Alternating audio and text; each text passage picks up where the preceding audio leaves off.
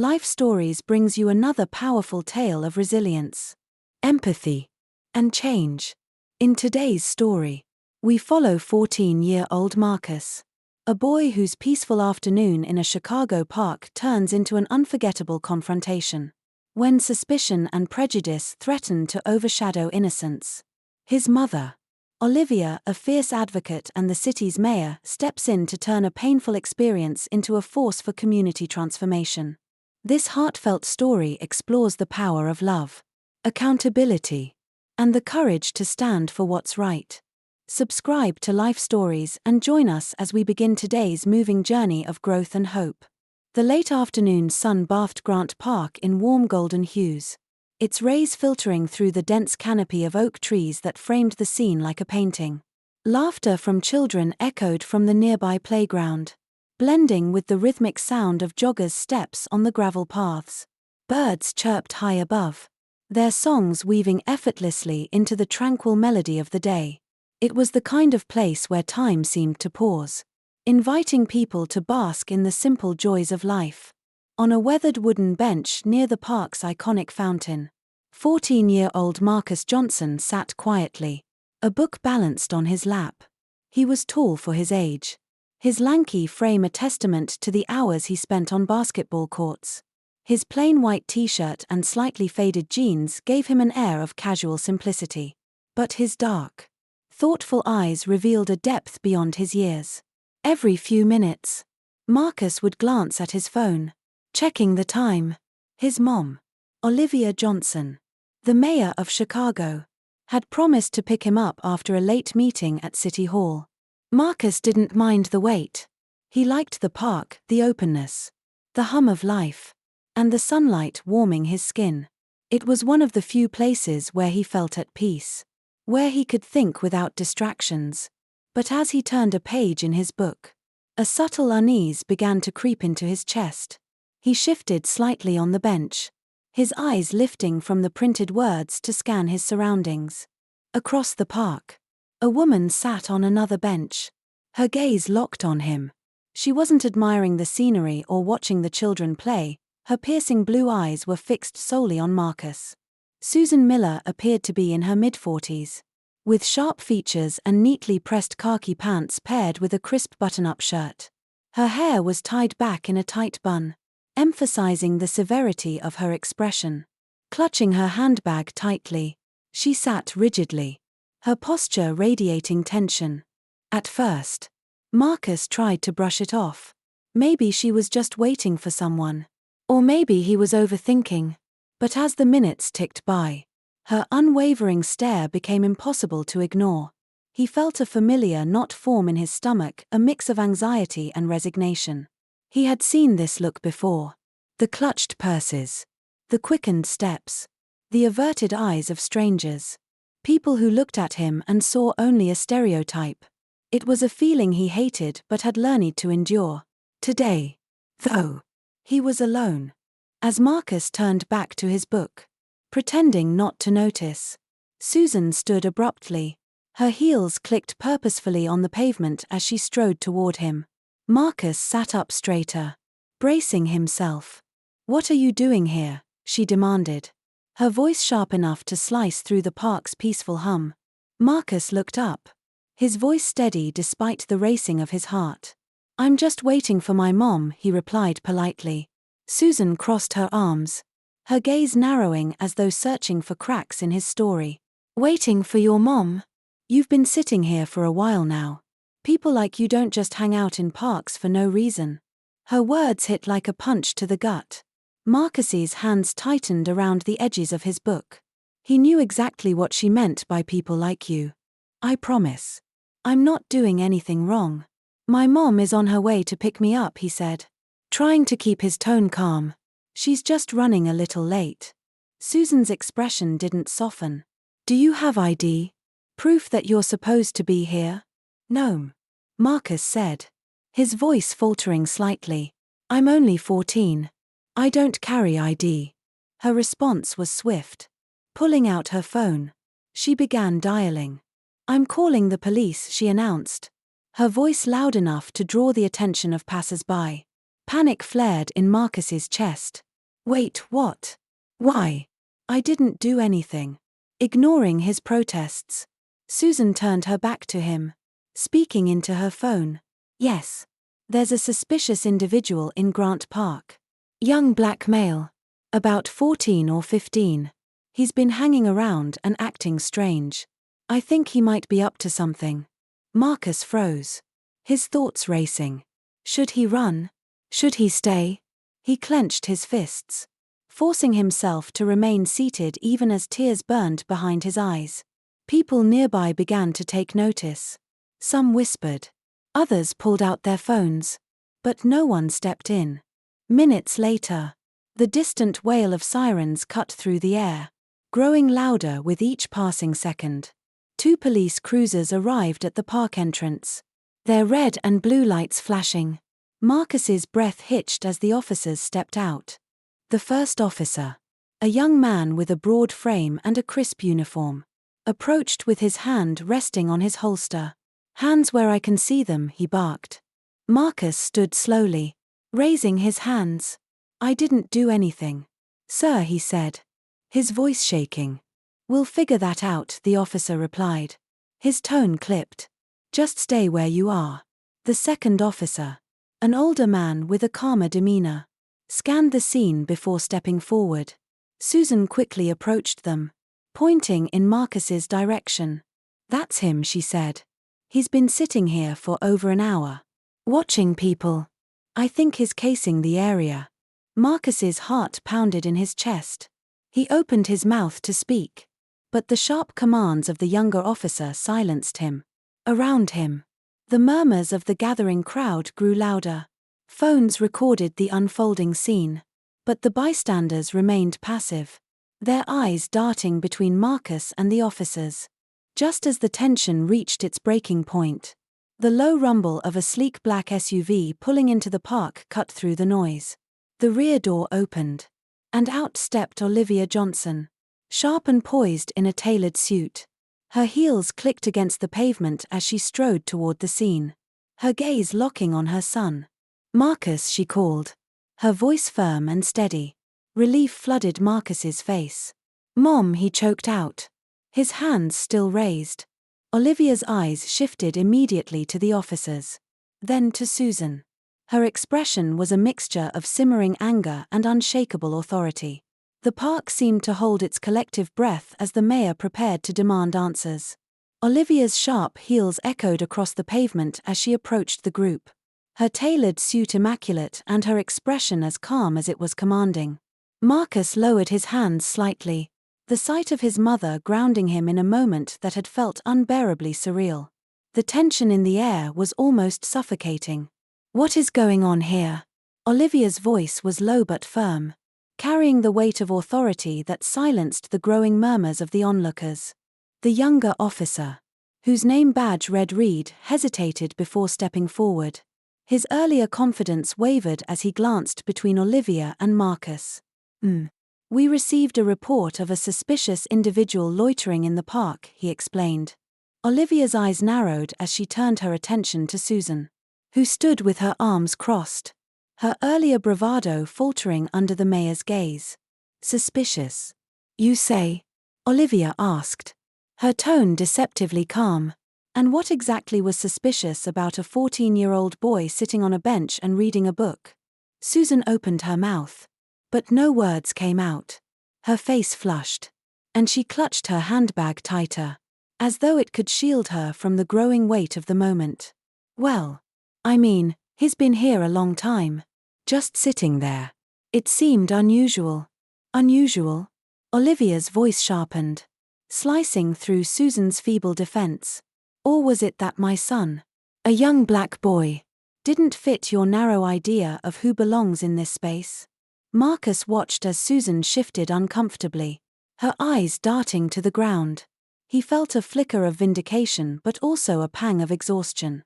This wasn't the first time he'd been made to feel like an outsider, like he had to justify his very presence.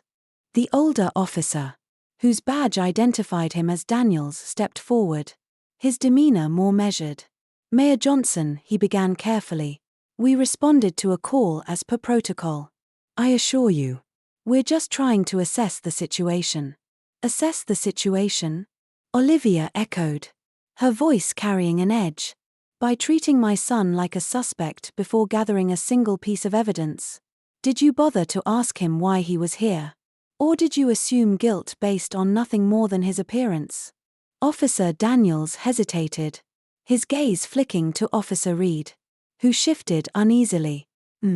I can assure you there was no intent to mistreat anyone, Daniels said, though even he seemed aware of how hollow the words sounded in the face of the scene unfolding before them. Olivia's focus returned to Susan. And you, she said, her voice laced with restrained fury. What exactly did you hope to accomplish by calling the police? Did you even consider the consequences of your actions? The fear, the humiliation, the potential danger you put my son in? Susan's face was pale now, her earlier certainty crumbling under Olivia's unwavering gaze. I didn't mean for things to go this far, she stammered. I was just worried. Worried? Olivia interrupted. Worried enough to weaponize the police against a child who was doing nothing but sitting peacefully in a park. Your worry could have cost him far more than his dignity. Marcus swallowed hard, his chest tight. He wanted to speak, to tell Susan how her actions had made him feel.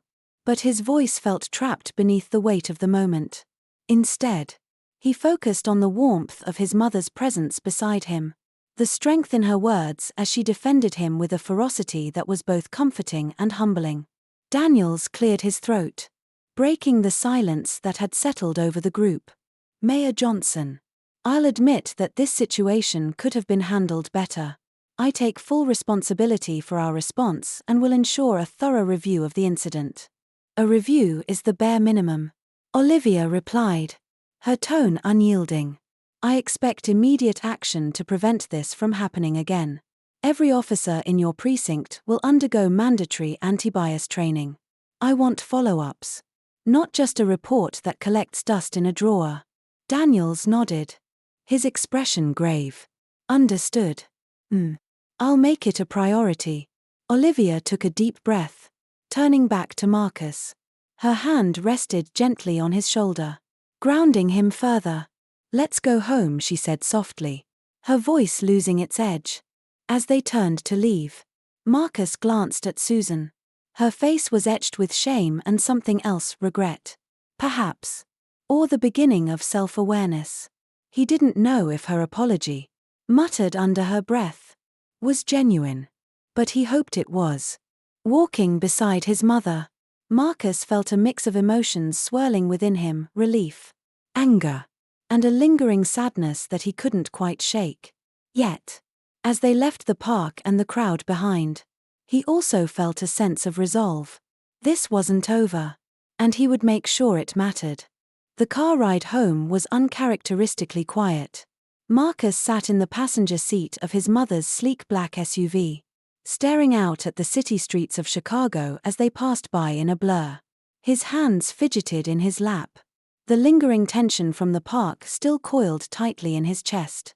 Olivia drove with her usual steadiness, but the whiteness of her knuckles on the steering wheel betrayed her composure. Talk to me, Olivia said finally, her voice calm but firm. Marcus hesitated, unsure of how to articulate the whirlwind of emotions he was feeling. I don't know, he admitted, his voice quieter than he intended. I guess I'm okay now. Just angry. Embarrassed.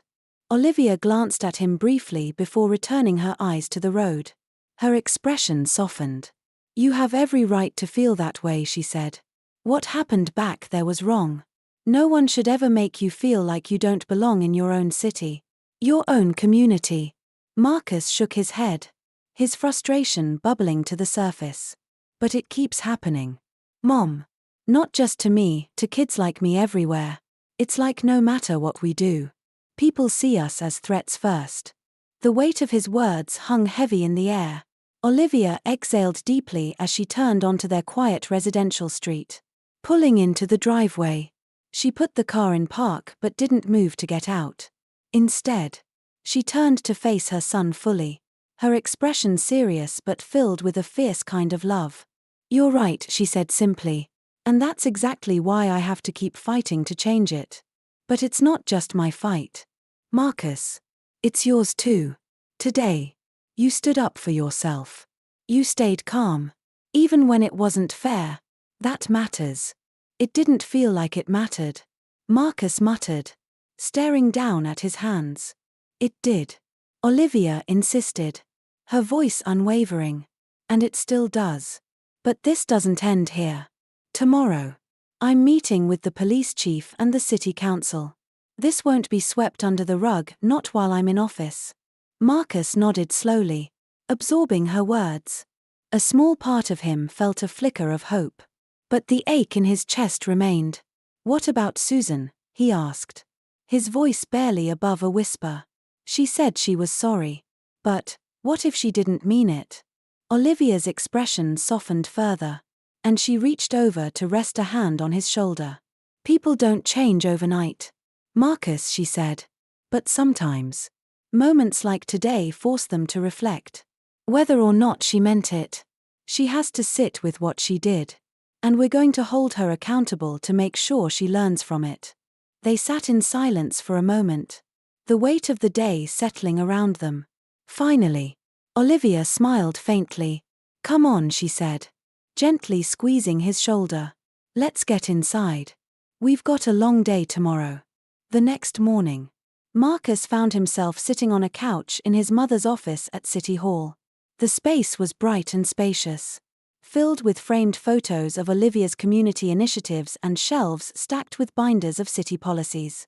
Marcus pretended to scroll through his phone, but his nervous glances toward the large wooden door betrayed him. Mom, are you nervous? He asked finally, his voice breaking the silence. Olivia, who was reviewing a thick folder of notes, paused and smiled faintly. Not nervous, she said. Just focused. A knock on the door interrupted them, and Olivia's assistant poked her head in. They're ready for you. Mayor Johnson. Olivia straightened, smoothing down her blazer as she stood. Let's do this, she said firmly. Marcus stayed behind at first, but after a few minutes, his curiosity got the better of him. Quietly, he wandered down the hall to the conference room where the meeting was taking place. He stood just outside the door, listening intently. Inside, Olivia's voice was clear and resolute. I want immediate action, she said firmly. Not just promises. This incident highlighted cracks in our system that we can no longer ignore. The police chief responded cautiously. Mayor Johnson, I understand your frustration. But change takes time. Implementing new training programs, especially ones focused on anti-bias education, requires resources and coordination. Then find them. Olivia snapped. Because time is a luxury we can't afford. How many more kids like my son have to face this kind of humiliation, or worse, before we act? There was a pause before another voice broke the silence. Marcus recognized it as Officer Daniels. I think the mayor is right, he said. We need to move quickly. What happened yesterday wasn't just a misunderstanding, it was a symptom of a much larger issue. If we don't address it now, we'll be back here again, facing something even worse. Marcus felt a small swell of gratitude. He hadn't expected the officer to take their side so strongly. For the first time since the incident, he felt something other than anger or shame, he felt hope. Later that evening, as Olivia and Marcus sat at the kitchen table reviewing notes from the meeting, Olivia's tone was lighter.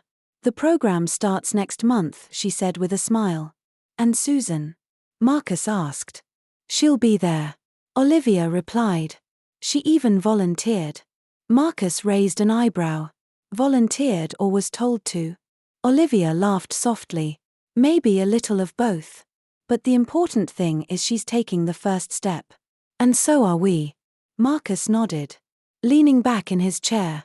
It's not enough, he said quietly. No, Olivia agreed. But it's a start. As Marcus stood by the same park bench a week later, the memory of that day lingered. But the weight on his chest felt lighter. The changes his mother had set in motion were beginning to take shape. And while progress was slow, it was tangible.